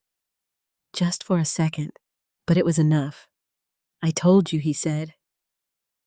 The land, development potential. No, I cut in my voice, firm now. Not the version you were given? The truth. His jaw tightened. I don't know anything else, he said. That was the first lie. I felt it instantly, not because of what he said, but because of how he said it. Too fast, too clean, too practiced. I leaned forward slightly. Let me ask you something, I said. He nodded cautiously. If I sold you this land today, I continued what would happen next. He blinked, caught off guard. What do you mean? I leaned forward slightly. Let me ask you something, I said. He nodded cautiously. If I sold you this land today, I continued what would happen next. He blinked, caught off guard. What do you mean? I mean exactly what I said, I replied. Step by step, what happens after I sign? He opened his mouth, closed it, then tried again. The land gets transferred. The development begins. Planning zoning. Stop. He fell silent. That's the outline, I said. Not the truth. His eyes flickered. Mom. Try again, I said quietly. This time, I held his gaze, and I didn't look away. Because this wasn't about catching him. This was about seeing how far he would go, and whether he would choose truth or stay where he was. Seconds passed. Then he looked down. His voice dropped. There are already plans in place, he admitted. My heart sank, but I stayed still. What kind of plans? I asked. Acquisitions, he said. Surrounding properties. Land consolidation. Consolidation, I repeated. Another word, another mask. For what I asked. He hesitated again. Then, I don't know everything he said, but I know they've been buying land around here for years. Years? My chest tightened. Not buying, I said softly. He looked up. What? Taking, I corrected. He frowned. That's not, isn't it? I interrupted. He stopped, and for a moment I saw it. That flicker again. That crack. Because deep down, he already knew something wasn't right. He just hadn't said it out loud yet. They told you it was a new project. I continued. Yes. They told you it was opportunity. Yes. They told you I was standing in the way. His voice dropped. Yes. I leaned back slowly. And you believe them? He didn't answer, because he didn't have to. The silence said everything. I stood up and walked toward the window, looking out at the land again. But this time, I wasn't alone in seeing it differently. I wasn't alone in seeing it differently. I want to ask you one more thing, I said without turning around. Okay. If I refuse to sell, I continued, what happens? The room went still. I waited, and this time, he didn't answer right away. Seconds passed. Then, I want to ask you one more thing, I said without turning around. Okay. If I refuse to sell, I continued, what happens? The room went still. I waited, and this time, he didn't answer right away. Seconds passed. Then, they won't stop, he said quietly. The words landed like a stone. Not dramatic, not loud, but heavy, real. I closed my eyes briefly. There it was. The truth he didn't want to say. The truth he couldn't avoid anymore. I turned back to face him. And what about you? I asked. His expression shifted. What about me? Where do you stand in that? I said. He looked at me, really looked this time, and for the first time since he arrived, I saw it clearly. Not ambition, not pressure, not fear, but conflict. Real, painful conflict. I don't know, he admitted. And that was the most honest thing he had said yet. I nodded slowly, because now I understood. Ethan wasn't the enemy, not really, but he wasn't on my side either. Not yet. He was standing in between. And sooner or later, he was going to have to choose. I didn't answer Ethan right away. Not after he said he didn't know where he stood, because that wasn't the moment to comfort him. It was the moment to decide what kind of truth he was ready to face. I walked back to the table slowly and rested my hands against the wood, grounding myself before I spoke. Ethan, I said quietly, I'm going to show you something. He looked up confused. What kind of something? The kind that changes what you think you're part of, I replied. His expression shifted, uncertainty mixing with something sharper now. Concern. What are you talking about? He asked. I studied him for a long moment. This was it, the line. Once I crossed it, There would be no going back, not for me, and not for him. Before I show you anything, I said I need you to answer one question honestly. He nodded slowly. Okay, if what you're involved in turns out to be wrong? I continued, my voice steady but firm, not complicated, not misunderstood. Wrong. What will you do? He didn't answer immediately, and that mattered, because it meant he was thinking, not reacting. Finally, he spoke. I'd walk away, he said. I held his gaze. Even if it cost you everything you've built. His jaw tightened. Yes. The answer came faster this time, stronger. And for the first time in days, I believed him. Not completely, but enough. Enough to take the next step. I nodded once. Then sit tight, I said. He watched me as I moved across the room. Slow, deliberate, every step measured. I could feel his eyes on me, trying to understand what I was about to do. But he said nothing. When I reached the far corner near the fireplace, I knelt down. And that's when I heard it. His voice. What are you doing? There was curiosity in it, and something else. Unease. I didn't answer right away.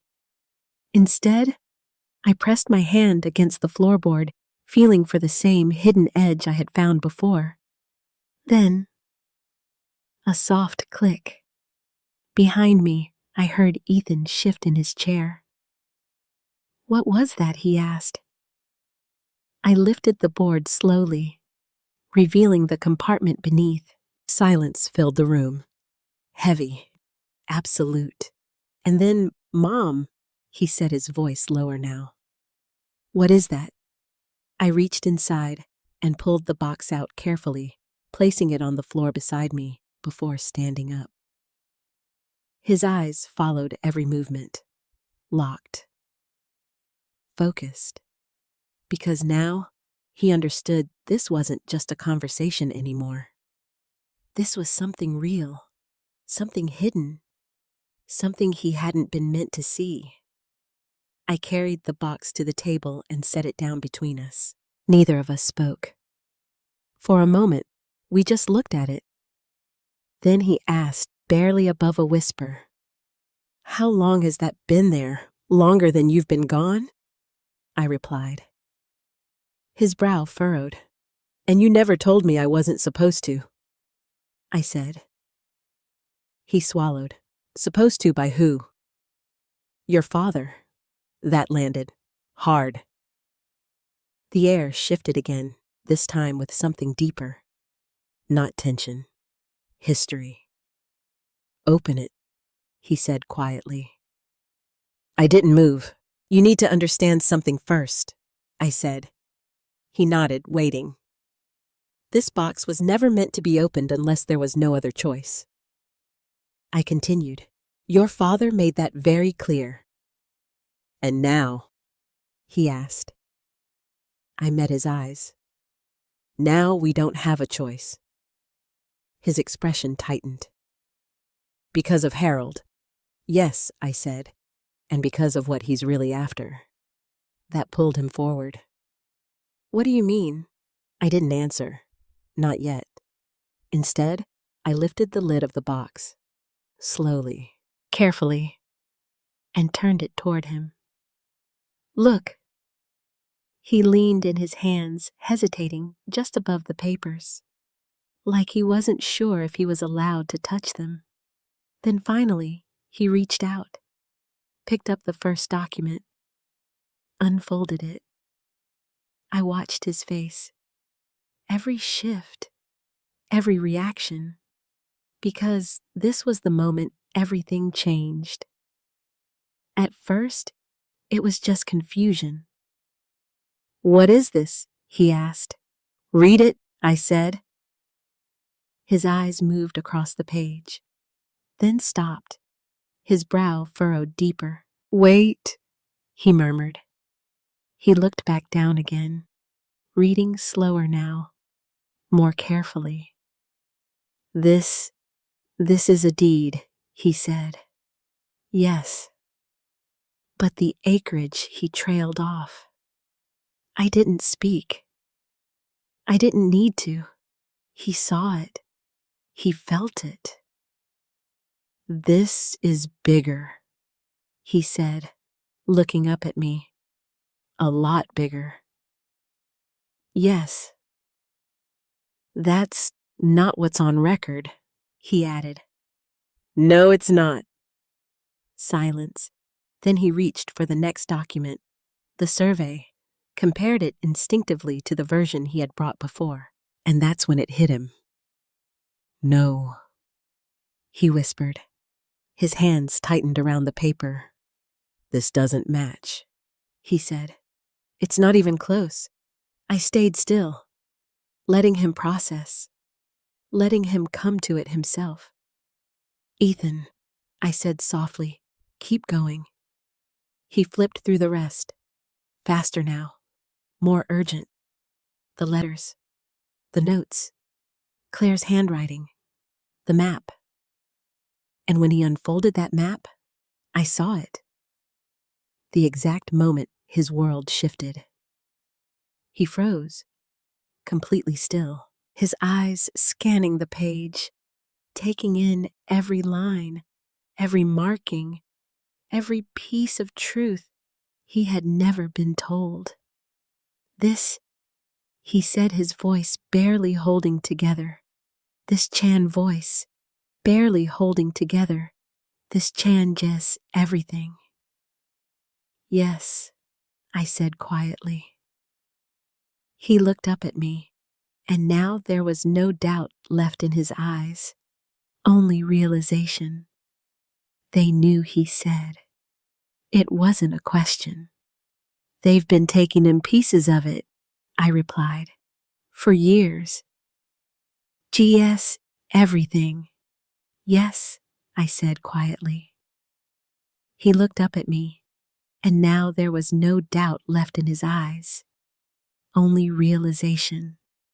They knew, he said. It wasn't a question. They've been taking pieces of it, I replied, for years. His face went pale. And I helped them, he said. The words broke slightly, not loud, but enough. I leaned forward. No, I said firmly.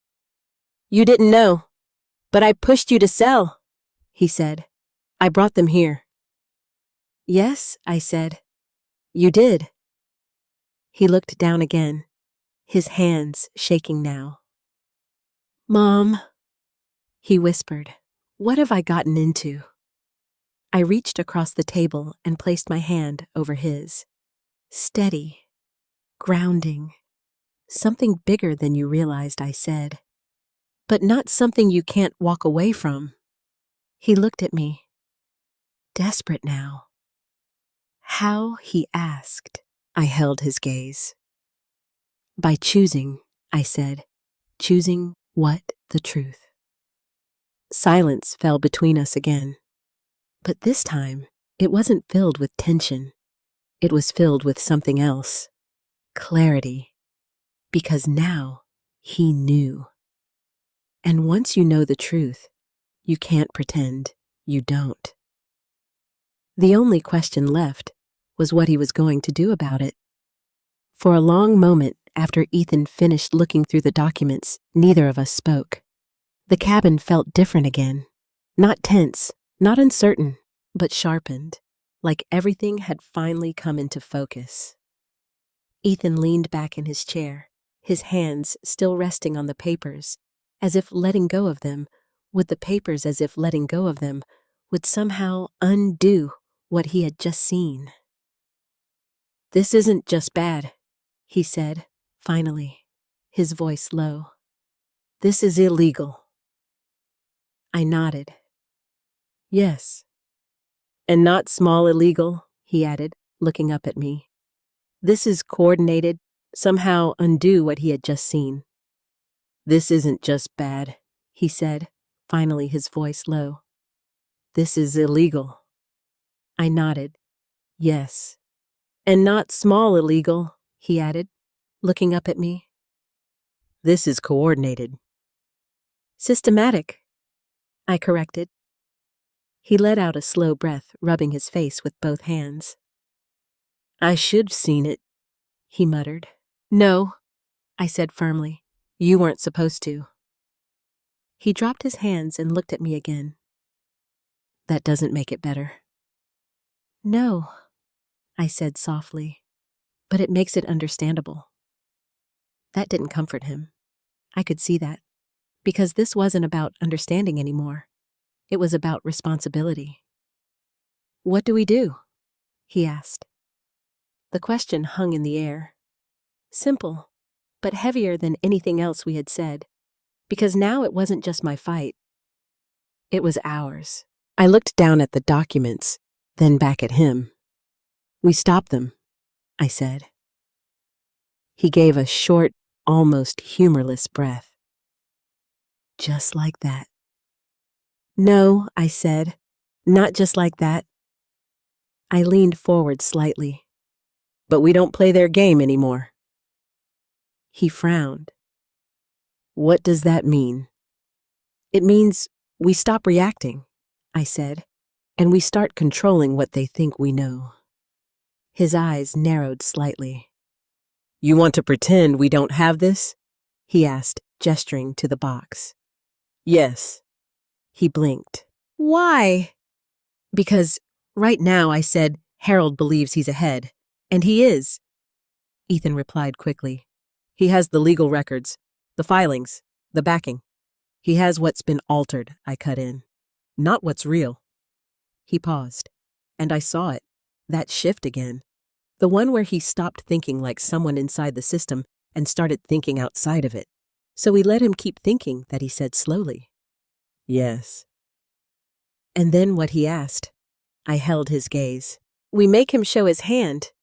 Ethan leaned forward now, fully engaged. How he asked. I stood up and began pacing slowly, my thoughts organizing themselves into something clearer. Harold isn't guessing, I said. He's acting on information, partial information. You think he knows about the original land? Ethan asked. I think he suspects there's more than what's on record, I replied. Enough to push this hard. Ethan nodded. That makes sense, he said. He kept talking about strategic value like it was something specific. Exactly, I said. But he doesn't have proof. And we do. Yes. He sat back again, thinking. So, if we reveal it? No, I interrupted. He frowned. No. Not yet, I said. Why not? He pressed. This could shut everything down. Or, I countered, it could disappear. That stopped him. What do you mean? I mean, I said, turning to face him fully, if we show this too early, we give him time to bury it. Ethan's expression darkened.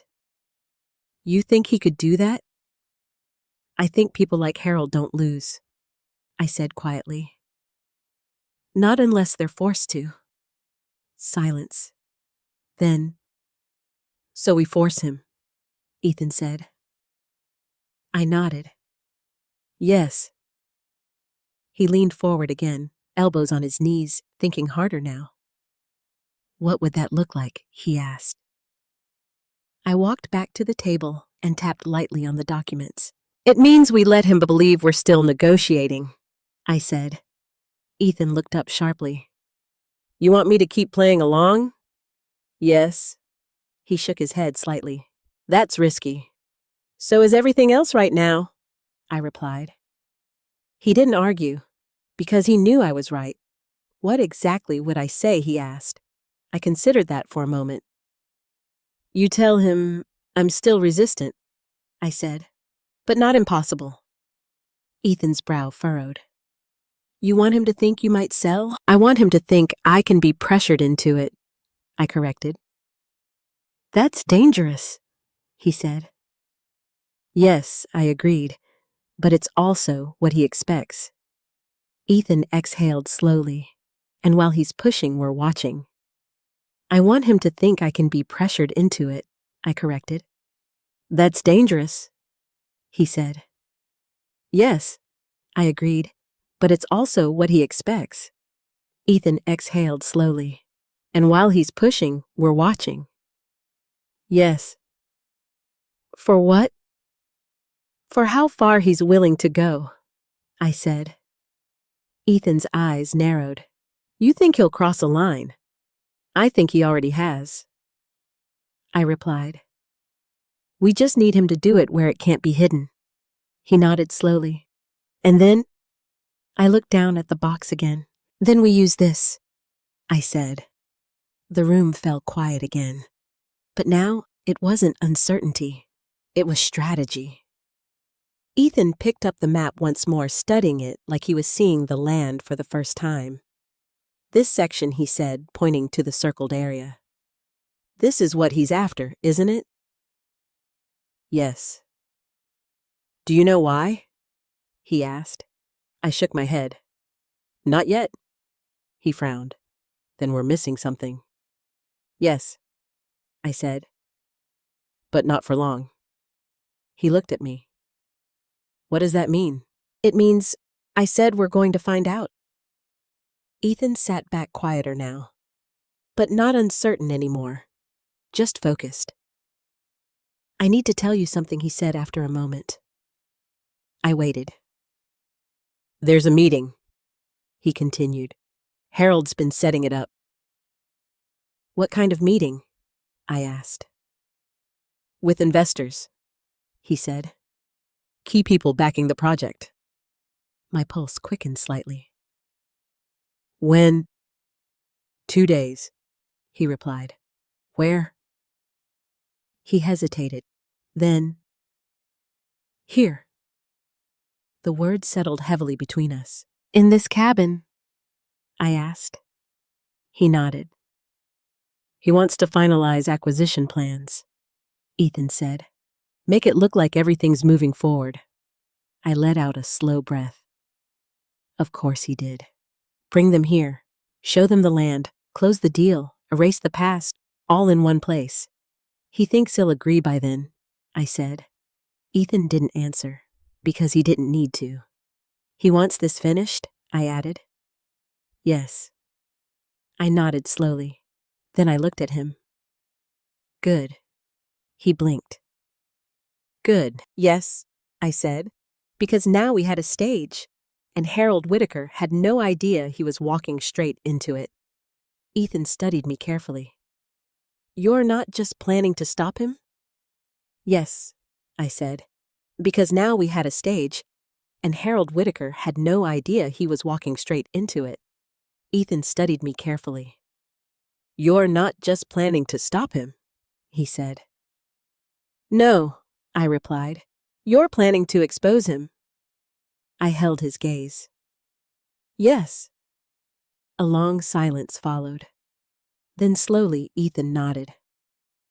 All right, he said, not hesitant, not unsure, resolved. I'm with you. And for the first time since he arrived, I didn't see conflict in him anymore. I saw choice. He had made it, and whatever came next, we would face it together. The morning of the meeting arrived too quickly, or maybe I had just spent too many years waiting for something like this without knowing it. The cabin felt different from the moment I woke up. Not quiet, not peaceful, but watchful. Like even the walls understood what was about to happen. I stood at the window looking out across the land as the first car appeared in the distance. They're early, Ethan said behind me. I didn't turn. No, I replied softly. They're eager. He stepped closer, stopping just a few feet behind me. You're sure about this? He asked. I took a slow breath. No, I said honestly, but I'm ready. That was enough, because certainty wasn't what this moment required. Courage was. By the time the second and third cars arrived, the air inside the cabin had grown heavy. Ethan moved through the space quietly, setting out coffee, arranging chairs, playing his part. And I watched. Not just the land, but him. Because even now, I needed to know he wouldn't hesitate when it mattered. The first knock came just after 9. Firm. Confident. Of course it was. I opened the door. Harold Whitaker stood there, dressed like he was stepping into a boardroom instead of a cabin in the middle of nowhere. Behind him, 2 men and a woman followed, sharp suits, sharper eyes. Investors. The kind who didn't ask questions unless something went wrong. Mrs. Beaumont, Harold said smoothly, that same controlled smile in place. I appreciate you hosting. I didn't invite you, I replied. His smile widened slightly. No, he said, but you didn't stop us either. I stepped aside. Come in. They filled the cabin quickly. Too many bodies, too much presence, but I didn't step back. This was still my home, no matter what they thought. Ethan moved forward, shaking hands, introducing people, slipping back into the version of himself that belonged in their world. For a moment, it almost looked natural. But I saw the difference. He wasn't leading anymore. He was watching, waiting, just like me. Harold stood near the center of the room, glancing around with quiet satisfaction. Well, he said, clapping his hands once. Shall we begin? One of the investors, a tall man with silver hair, nodded. Let's not waste time, he said. We're here for clarity. Clarity. I almost smiled. You'll get it, I said. Harold glanced at me briefly. Something in his eyes shifted. Just slightly, because that wasn't the response he expected. Good. They gathered around the table. Papers were laid out. Documents, contracts, everything prepared in advance. Of course it was. Harold didn't leave things to chance. Mrs. Beaumont, he began, sliding a folder toward me. This outlines the final offer. It reflects significant flexibility on our part. I didn't touch it. I'm sure it does, I said. Ethan stayed quiet beside me. Exactly as we planned. Harold continued unfazed. This is a generous arrangement, he said. One that ensures long-term security for you and a future for this land. There it was again. Future. As if the past didn't matter. As if the present didn't belong to me. What kind of future? I asked. The question caught him off guard. Only for a second. But I saw it. A developed one, he replied. Sustainable growth, infrastructure, value. And what happens to what's already here? I asked. He smiled faintly. It evolves. I nodded slowly. And if I don't agree? The room went quiet. One of the investors shifted slightly. Another leaned back, watching more closely now. Harold didn't smile this time. I think we've moved past that question, he said. Have we? I asked. His eyes locked onto mine. Yes, he said, because we both understand the alternatives. There it was, not hidden anymore, not softened. Pressure, control. The room felt tighter. But I didn't move. Then maybe you should explain them, I said. A flicker of irritation crossed his face. You're being difficult, he said. No, I replied calmly. I'm being clear. Ethan shifted beside me, not nervously, but deliberately.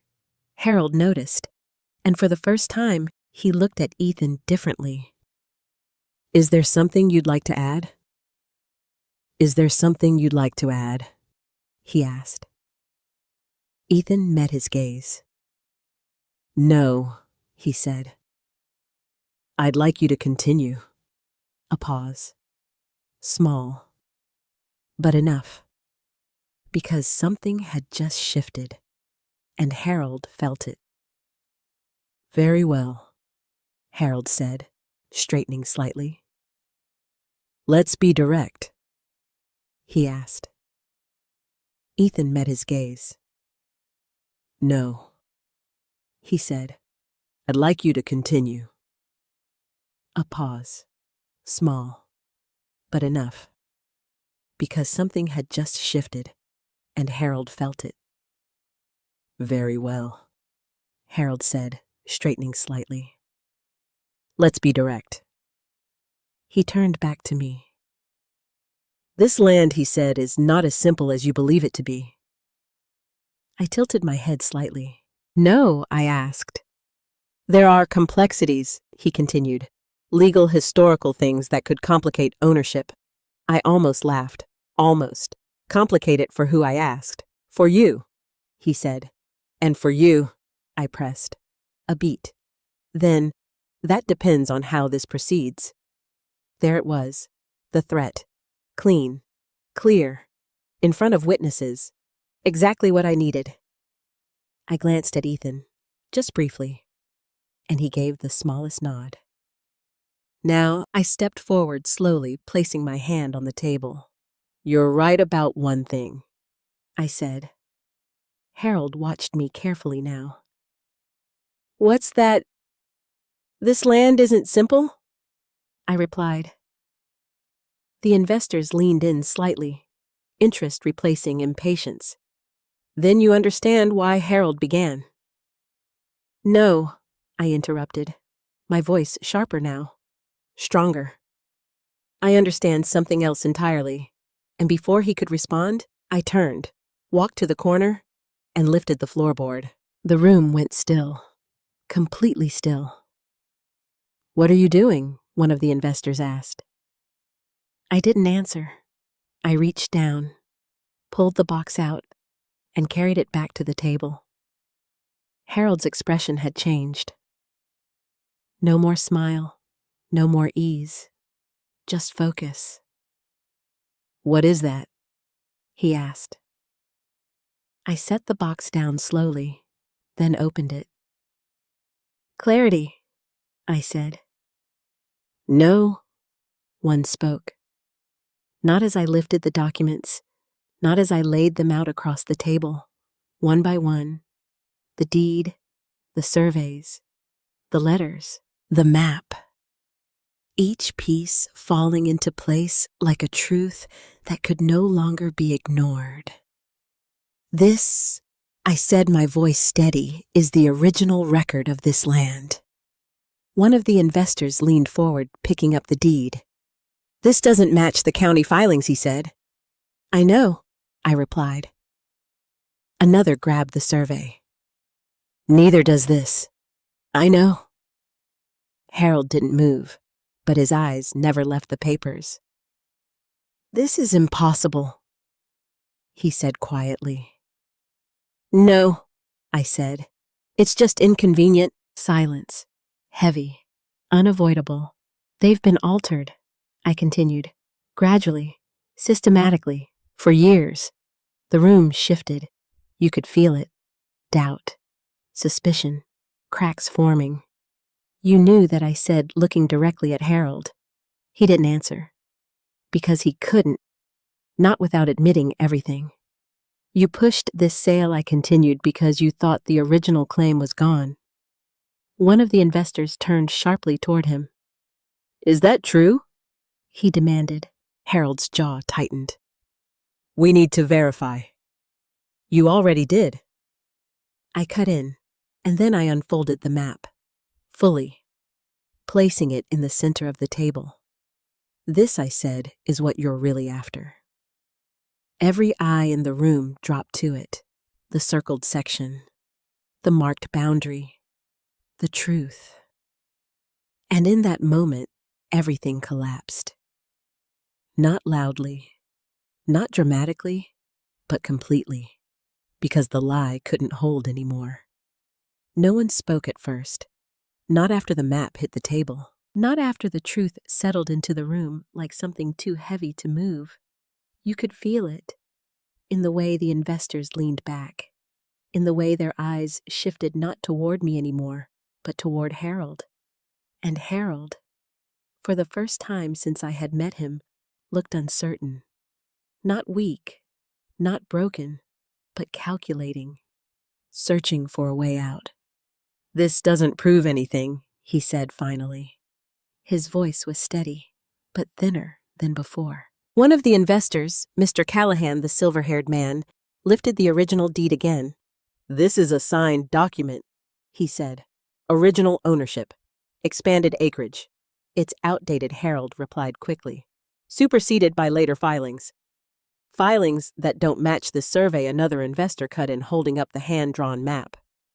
Harold turned slightly, his posture tightening. "There are legal processes for altering property boundaries without owner consent," Callahan interrupted. That landed. Hard. The room shifted again. And this time it wasn't subtle. It was turning. Against him. I didn't move. Didn't interrupt. Because this wasn't mine anymore. This was theirs. Let them see it. Let them question it. Let them tear it apart. Harold glanced at Ethan, just for a moment, and I saw it. That flicker of frustration. Because his control was slipping. "Ethan," he said, his tone sharpening slightly, "you've seen the official records. You know how this works." Ethan didn't respond immediately. He looked down at the documents, then at me, then back at Harold. And when he spoke, his voice was calm.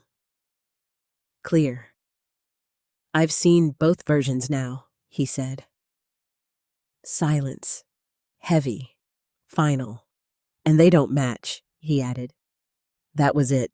That was the break." Harold's expression hardened. "You're making a mistake," he said quietly. "No," Ethan replied. "I already did that." The words hung in the air, not loud, but undeniable. And suddenly, Harold wasn't in control of the room anymore. One of the investors stood up. "I want full disclosure," he said. "Right now." Another followed. "This project was presented as clean acquisition," she said. "No disputes, no irregularities." Callahan stepped closer to the table, his eyes locked on Harold. "Is there anything else we should know?" he asked. Harold didn't answer. Not immediately, and that hesitation was louder than any confession. I watched him carefully, because this was the moment where men like him either doubled down or collapsed. He chose the first. "These documents," he said, gesturing to the box, "are unverified. Old, possibly irrelevant to current legal standing." "Possibly," the woman repeated sharply. He ignored her. "The county recognizes the current boundaries," he continued. "That's what matters." I stepped forward then, just one step. But it was enough to shift the room again. "The county recognizes what's been filed," I said. Every eye turned to me, and what's been filed, I continued, has been changed. Harold's gaze snapped to mine. "You can't prove that," he said. I held his stare. "Yes," I said quietly, "I can." The silence that followed was absolute. Because now it wasn't just suspicion. It was accusation, and more importantly, confidence. Real confidence. Not bluff, not hesitation. Truth. Callahan turned to me. "What are you saying, Mrs. Beaumont?" he asked. I walked back to the table, placing my hand on Claire's letter. "I'm saying this didn't happen by accident," I said. "It happened step by step, filing by filing, adjustment by adjustment." I looked directly at Harold, and someone made sure no one noticed. His jaw tightened. "You're speculating." "No," I replied. "I'm remembering." I lifted the letter. "My mother-in-law documented it," I said. "Years ago. She tried to stop it." I placed it in front of Callahan. He read quickly, his expression darkening with every line. "She filed objections. I continued, and they were dismissed. Another investor leaned in. Dismissed how? Clerical corrections, I said. A bitter laugh escaped the woman beside him. Convenient. Exactly. Harold stepped forward suddenly. This is getting out of hand, he said. We're here to discuss a development, not dig through decades-old disputes. No, Callahan said firmly. We're here to protect our investment. That was it. The shift was complete. Harold wasn't leading anymore. He was defending and losing. This isn't your land to sell, another investor added, looking at Ethan. Ethan met his gaze. It's hers, he said. Clear, simple, final. And just like that, whatever role he had played before was gone. Harold's composure cracked then. Not completely, but enough. You're all overreacting, he said, even if there were discrepancies. If, Callahan cut in sharply. Harold exhaled, his patience thinning. This doesn't change the current legal standing, he insisted. No, I said. It changes everything. He turned to me, anger flashing now. You think waving around old papers gives you control? He said. I didn't raise my voice. Didn't step back. I simply held his gaze. I think truth does, I replied. That landed deeper than anything else, because he understood it, even if he refused to admit it. One by one, the investors began stepping away from the table. Not dramatically, not loudly, but deliberately, creating distance from him, from the deal, from the risk. I'm out, the woman said first. This isn't clean. Callahan followed. I want legal review before any further discussion, he said. And until then, another added, this project is frozen. Frozen! The word echoed in the room. Final. Harold stood there, still, silent, because there was nothing left to say. The room had already decided. I watched him carefully, because I knew something important. Men like Harold don't lose gracefully. They retreat, they regroup, they try again. And for a moment, I saw it in his eyes. That calculation returning, that quiet promise that this wasn't over. But then he looked around the room, at the investors pulling away, at Ethan no longer standing beside him, at me standing exactly where I had been all along. And something changed. Not defeat, but realization. He had misjudged this. Misjudged me. Misjudged everything. This isn't finished, he said quietly. Not a threat. Not this time. Just a statement. I nodded once. I know, I said. But this part is. He didn't respond. He simply turned and walked out. No goodbye. No explanation. Just gone. And with him, the illusion of control. The cabin fell quiet again. But this time, it felt different. Not heavy, not tense, but clear. Like something long buried had finally been brought into the light. Ethan stood beside me, staring at the table, at the documents, at the truth.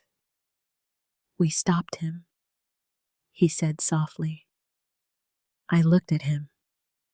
No, I replied. We exposed him. And that was something far more powerful.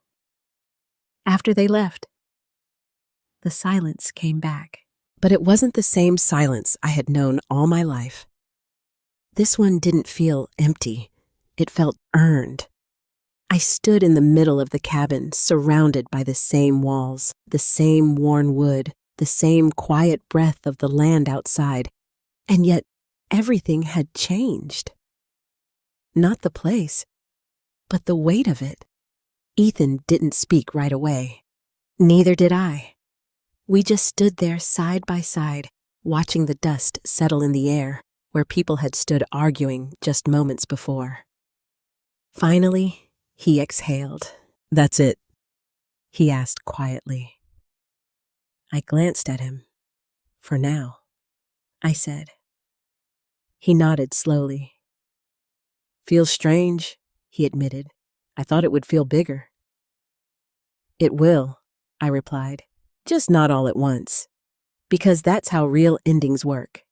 They don't crash, they unfold." Later that afternoon, the light shifted across the land the way it always had. Soft, steady, unbothered by everything that had just happened.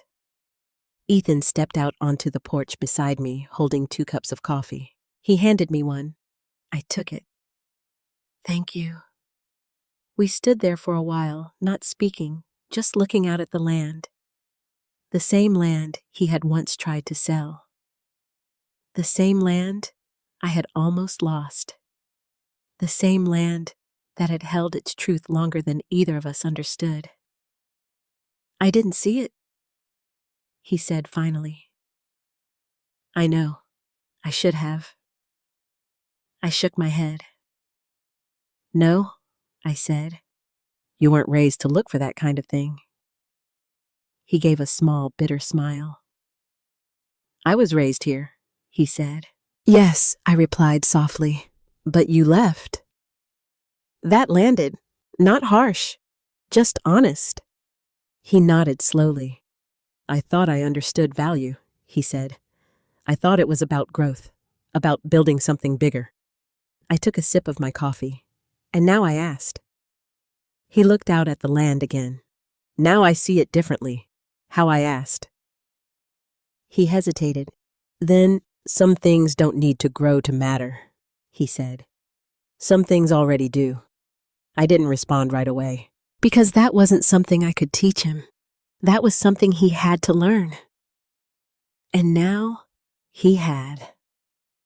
The next few days passed quietly. No calls, no visits, no pressure. Just space. Real space. The kind that lets things settle. Ethan stayed. Not because I asked him to, but because he chose to. And that choice meant more than anything else.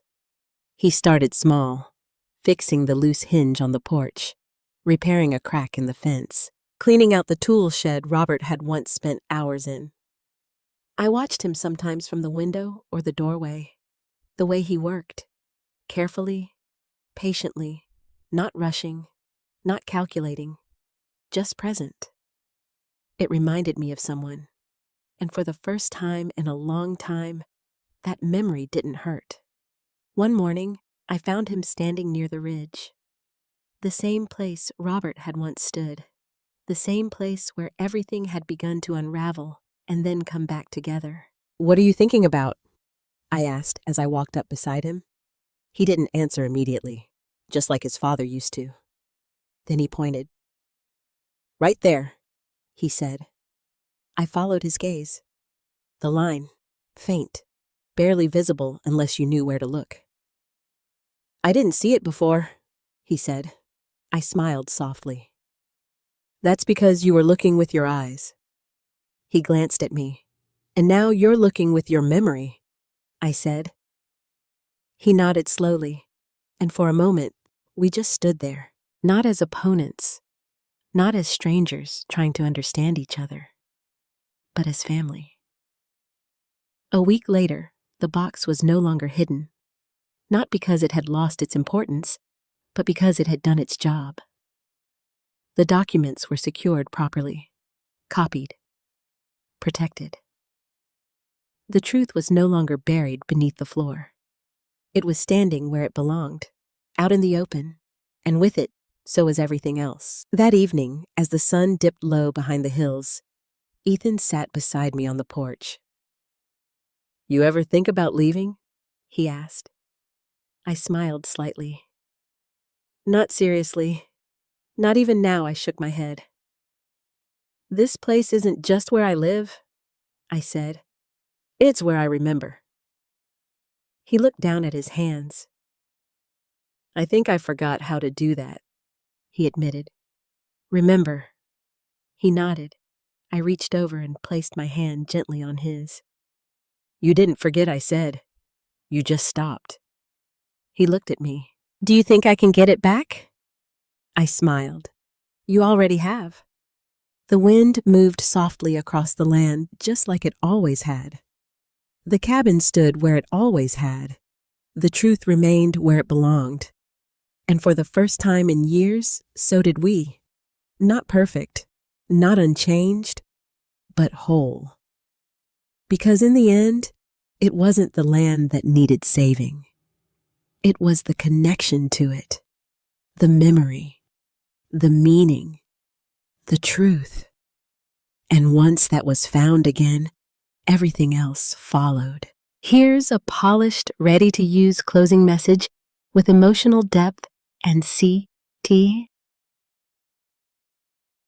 A.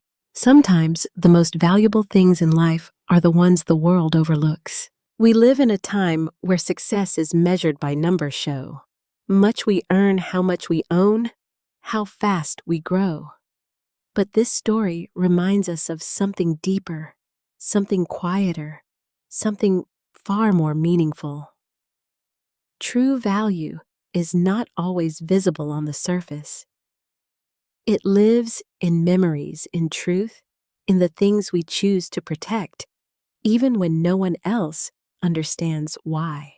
Wesley didn't fight for the land because it was profitable. She fought for it because it held history, identity, and the legacy of love that couldn't be replaced. And Ethan, he represents something many of us can relate to. Sometimes we lose our way. We chase the wrong things, trust the wrong voices, and forget what truly matters. But the beauty of life is this: it's never too late to come back. It's never too late to choose differently. This story is not just about land or documents. It's about standing firm when it would be easier to give in. It's about having the courage to face uncomfortable truths. And most importantly, it's about healing, because even broken relationships can be rebuilt when honesty and love return. So take a moment and ask yourself, what in your life is truly worth protecting? What have you overlooked that actually matters the most? I'd love to hear your thoughts. Have you ever had to stand your ground for something no one else understood? Share your story in the comments and tell me where you're watching from. If this story touched your heart, don't forget to like and subscribe for more emotional journeys like this.